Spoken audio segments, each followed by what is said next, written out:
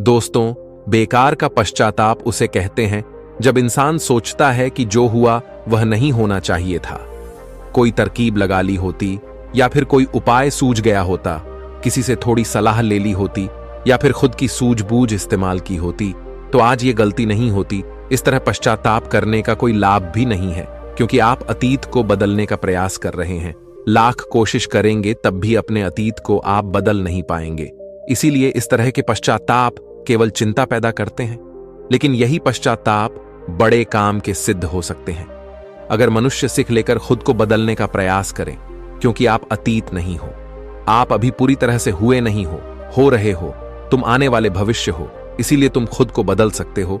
और अगर अतीत की गलतियां से सीख लेकर खुद को बदलने का तुम प्रयास करते हो, तो सही मायनों में वही पश्चाताप काम का होता है। आज की इस कहानी के माध्यम से मैं आपको कुछ ऐसे तरीके बताने वाला हूं जिनसे आप अपने अतीत की गलतियां को भूलकर आप अपने आप को एक नया इंसान बना सकते हैं।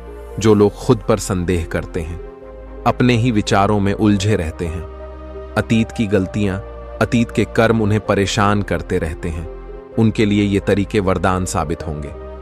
तो चलिए एक कहानी शुरू करते हैं। जीवन में 30 साल मेहनत करने के बाद भी जब इंसान को उसके कर्मों का फल नहीं मिलता, तो वो अंदर से निरसा हो जाता है। कुछ ऐसा ही एक सन्यासी के साथ हुआ था। उसने सन्यास सोचकर ग्रहण किया था कि मैं सत्य की खोज किसी भी कीमत पर करके ही रहूंगा। लेकिन 30 साल बीत चुके थे और अभी तक उसका अपने मन पर कोई भी वश नहीं था। जब भी उसकी नजर सुंदर स्त्रियों पर पड़ जाती तो उसके मन में कामुक विचार उठने लगता। जब भी वह अकेले में बैठता तो उसे खुद पर पश्चाताप होता कि वह क्यों सन्यासी बन गया। वह भी अच्छा पैसा काम सकता था, अच्छा परिवार बसा सकता था, उसके भी बच्चे हो सकते थे, पत्नी हो सकती थी, लेकिन यह सारे सुख त्याग कर मैं जंगल में क्यों चला आया।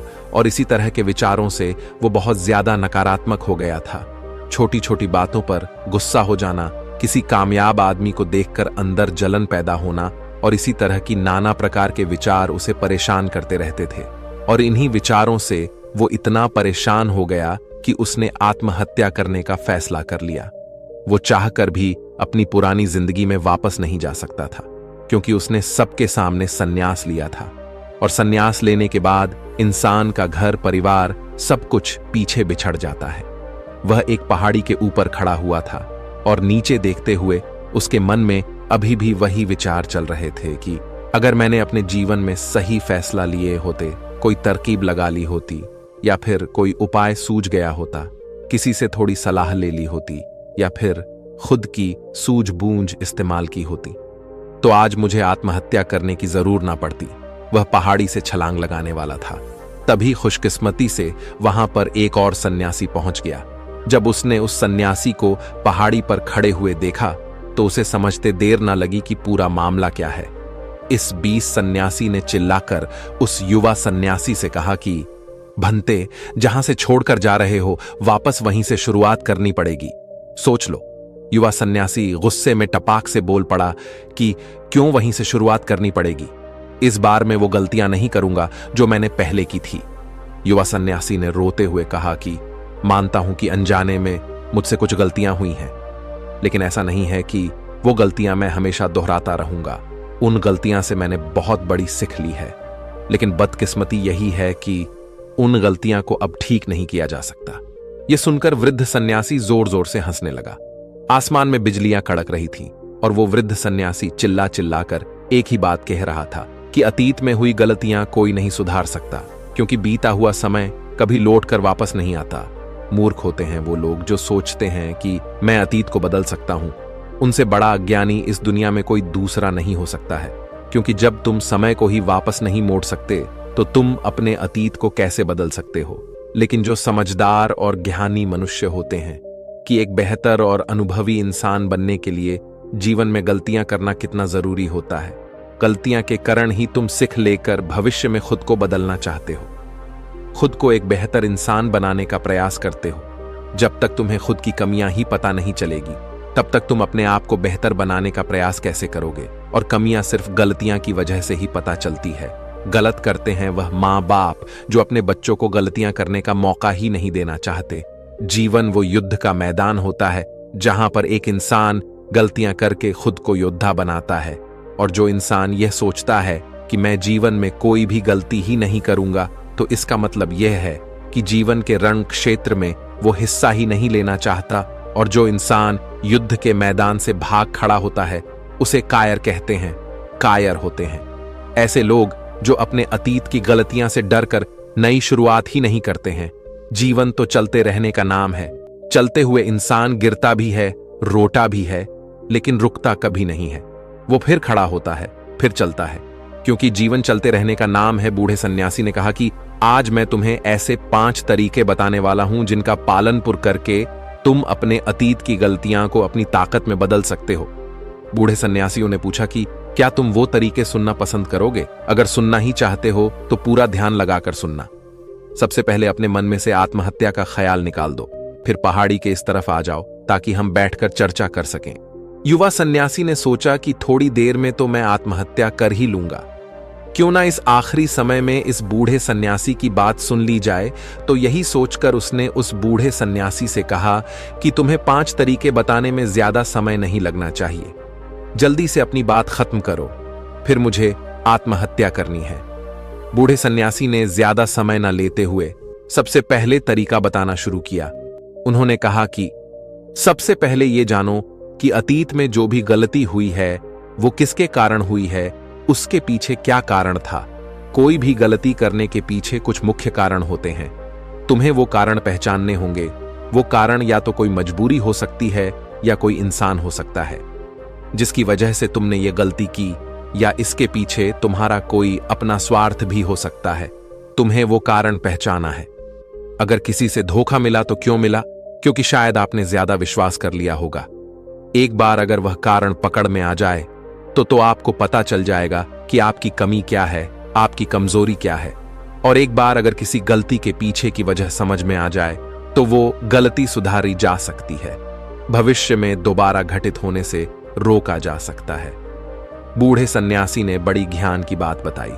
उन्होंने कहा कि गलतियां हमें दुख नहीं देती हैं। दुख हमें तब होता है जब हम अपनी गलतियां को बार बार दोहराते हैं, जब हमें यह लगने लग जाता है कि हम शायद अपनी गलतियां को सुधार नहीं पाएंगे। शायद हमारे अंदर उतना आत्मबल नहीं है कि हम अपनी गलतियां से सीख लेकर उन्हें सुधार सके। जब हमें खुद पर इस बात को लेकर संदेह होने लगता है तब हमें पीड़ा होती है। अगर एक बार गलती करके उससे सीख ले ली जाए तो विश्वास करो, जीवन में कोई दुख नहीं रहेगा। इसके लिए हमें उस गलती के पीछे की वजह पता होना बहुत आवश्यक है। जब खाली बैठकर चिंतन करोगे तो इतना कठिन नहीं है यह ढूंढना। और एक बार अगर उसे गलती के पीछे की वजह समझ में आ जाए तो फिर यह दूसरा तरीका काम आता है। गलती के पीछे की वजह समझ में आने के बाद खुद से एक सवाल पूछो, यह गलती करने से पहले तुम कैसे इंसान थे, और यह गलती करने के बाद तुम्हारे अंदर क्या बदलाव आया? क्या तुमने अपनी गलती से सीख ले ली? तो क्या सीख ली और अपने बारे में नया क्या जाना? बूढ़े सन्यासी ने कहा कि ऐसे सवाल खुद से पूछने के बाद तुम पाओगे कि तुम्हारे जीवन में कुछ नए अनुभव जुड़ गए हैं। यह अनुभव जीवन में आगे बढ़ने के लिए, विकास करने के लिए बहुत आवश्यक होते हैं। कुछ लोगों को धोखा मिलता है तो उन्हें लगता है कि उनकी इसमें क्या गलती थी, उन्हें धोखा क्यों मिला। लेकिन आपको धोखा आपकी संवेदनशीलता के कारण ही मिलता है। आप ज्यादा संवेदनशील हैं, दूसरों की भावनाओं को ज्यादा समझते हैं, इसीलिए उन पर विश्वास कर लेते हैं और आपको धोखा मिलता है। तो इसमें आपकी संवेदनशीलता ही आपके धोखे का कारण बनती है और यही आपकी गलती है। और अब आपको अपनी गलती की वजह भी पता चल गई है। तो यह वजह समझ में आने के बाद आपको अपने बारे में नया जानने को मिला कि आप ज्यादा संवेदनशील हैं, इसीलिए आपको धोखे मिलते हैं। अगर एक बार आपने अपने बारे में निरीक्षण करना शुरू कर दिया तो आपको अपने बारे में बहुत सी अद्भुत बातें भी पता चलती जाएगी। आप खुद आश्चर्यचकित हो जाएंगे कि आप अपने आप को कितना जानने लगे हैं। इसीलिए खुद का निरीक्षण करना बहुत आवश्यक होता है। और तीसरी तरीके से हम खुद से संकल्प करते हैं, दृढ़ संकल्प लेते हैं कि हम भविष्य में कभी भी ये गलती नहीं दोहराएंगे। कोई नई गलती कर लेंगे, कोई नई सीख मिलेगी, लेकिन ये गलती दोबारा कभी नहीं दोहराएंगे। बूढ़े सन्यासी ने बताया कि 3 तरह के लोग होते हैं। एक वह जो दूसरों की गलतियां से सीखने हैं, दूसरे वह जो खुद गलती करते हैं तब सीखने हैं, और तीसरी वो जो गलतियां करते रहते हैं लेकिन कभी सीख नहीं लेते। नदी का मतलब तभी निकलता है जब वो अलग अलग जगह से होकर गुजरती है। अगर वो एक जगह पर ठहर जाएगी तो वो कभी नदी नहीं कहलाएगी। इसी प्रकार जीवन भी नई गलतियां करने के लिए बना है। इसीलिए जो गलती तुमने एक बार कर दी तो उसके बाद खुद से दृढ़ संकल्प ले लो कि नई गलती होगी तो ठीक, वरना यह गलती जीवन में कभी नहीं दोहराऊंगा। तभी आप जीवन के प्रति बुद्धिमान हो सकते हैं, बुद्धिमानी से भरा जीवन जी सकते हैं, वरना तो एक जानवर के जीवन में और तुम्हारे जीवन में कोई फर्क नहीं रहेगा। चौथा तरीका बताते हुए सन्यासी ने कहा कि कई बार हमें अपनी गलतियां का पहले ही एहसास हो जाता है। गलती होने से पहले ही हमें पता चल जाता है कि हमसे गलती होने वाली है। इसीलिए अगर गलती होने से पहले आपको एहसास हो रहा है तो आप बहुत खुशकिस्मत हैं और आप उस गलती को होने से रोक सकते हैं। ब्रह्मांड हमें संकेत देता है, हम सब ने महसूस भी किया होगा, लेकिन हम फिर भी उसे नजरअंदाज कर देते हैं, जिसका परिणाम हमें भविष्य में भोगना पड़ता है। धीरे धीरे जब आप अपने अतीत की गलतियां से सीखने लगता है तो आपका अनुभव बढ़ने लगता है, जीवन के बारे में समझ पैदा होती है, और जब समझ पैदा होने लगती है तो गलतियां को होने से रोका जा सकता है। अपनी बुद्धिमानी का इस्तेमाल करिए, चिंतन करिए कि कोई काम आप कर रहे हैं उसका परिणाम क्या हो सकता है, क्या ये कोई गलती तो नहीं कहलाएगी, और इसी तरह आप जीवन के लिए परिपक्व बनते जाते हैं। यही आपका विकास है और सभी मनुष्यों को यहां से होकर गुजरना ही होगा, वरना तो जीवन वहीं पर ठहर जाएगा, आगे नहीं बढ़ेगा। आगे बढ़ाना है तो इस तरीके की प्रणाली अपनानी होगी। आखिरी और सबसे महत्वपूर्ण सीख, अगर तुम गलतियां से अनुभवी इंसान बन चुके हो तो अब तुम दूसरों के लिए मार्गदर्शक का काम कर सकते हो, दूसरों के लिए दीपक बनकर उन्हें रोशनी दे सकते हो। आखिरकार हम वैसे ही बन जाते हैं जैसा हम सोचते हैं, और जब आप दूसरों की सहायता करने की सोचते हैं तो आप खुद एक बेहतर इंसान बनते चले जाते हैं। फिर प्रकृति आपकी सहायता करती है, ब्रह्मांड आपको रास्ता दिखाता है, और आप जब मानव जाति का कल्याण करने के कार्य में लग जाते हैं तब वो शास्त्रों में सबसे श्रेष्ठ कार्य माना जाता है।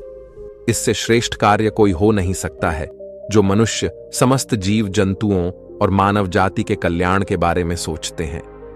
ऐसे लोग परमात्मा तुल्य हो जाते हैं, उनके मन में करुणा और प्रेम उत्पन्न होने लगता है, और परमात्मा करुणा और प्रेम का ही दूसरा नाम है।